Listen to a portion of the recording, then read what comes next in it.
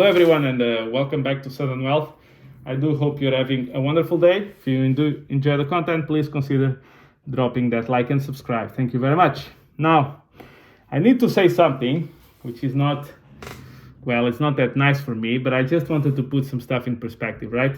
So, not sure if you follow a guy called Peter Schiff, but when gold was about 1980, 1985, 1960, he was highly recommending people to go buy gold, and of course, from his company, Schiff Gold, right?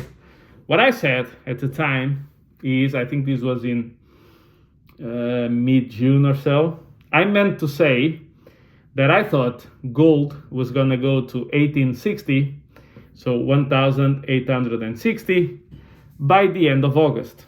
That was the prediction I wanted to make. However, I checked my previous video and I said end of July. We went to, I think, 1888 or something, but we never gone to 1860. I did mean to say end of August. That doesn't mean I'm going to be right, because we are still not there. But in any case, even if we get to 1860 by the end of August, I will be wrong, because I did say July. I meant to say August, but I did say July. But what I'm trying to say here is, actually, I also know how to play the little technical analysis game. And the point is, what I want you to know is that this guy will advise you to buy gold. Doesn't matter the price. Why? Because it's of his interest to do so. He will benefit if you do that, particularly if you do it via his company. And so he will come up with speeches like this. If gold is above 2,000, he will say something like, we don't know how much longer this is going to be above 2,000. This can quickly jump to 2,500, 3,000, whatever. So you need to buy right now. You need to buy right now. So you need to hurry up. This is what it says, right? Of course, not me. This is what it says. But then if gold sells off, this is a huge buying opportunity. I think in the next few years, we'll never see gold below 2,000 again. This is it. This is where you buy. Look, these are crazy prices. If this goes, it's amazing that this is below 2,000, blah, blah, blah.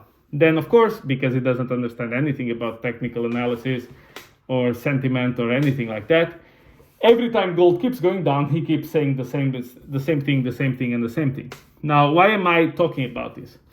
Because gold hit an all-time high back in 2011 of 1,930 something.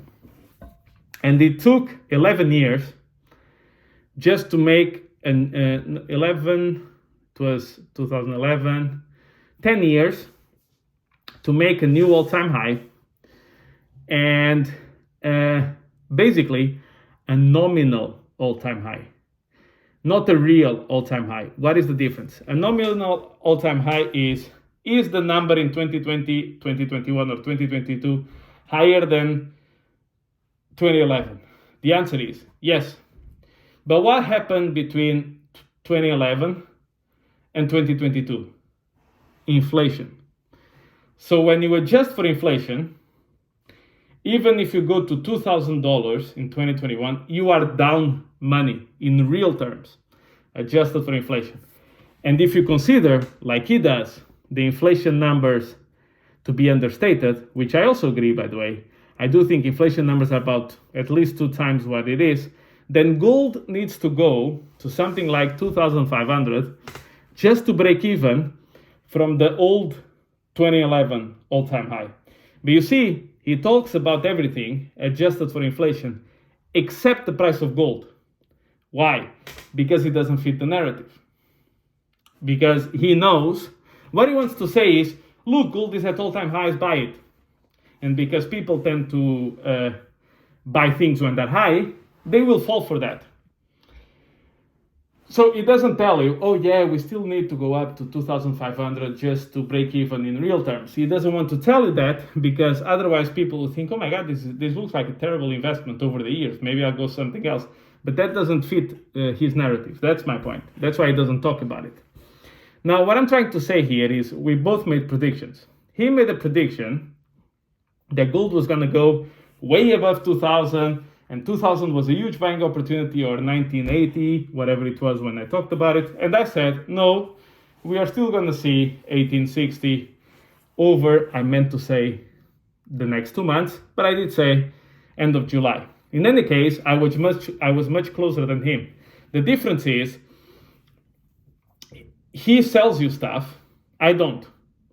I tell this information for free. Now, do I win anything if you go trade on this? No.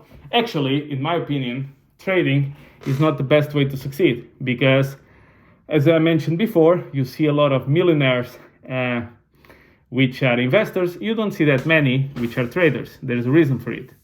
It's because our emotional tolerance to volatility, and to daily volatility in particular, is not great. And if you include leverage in it, it's even worse.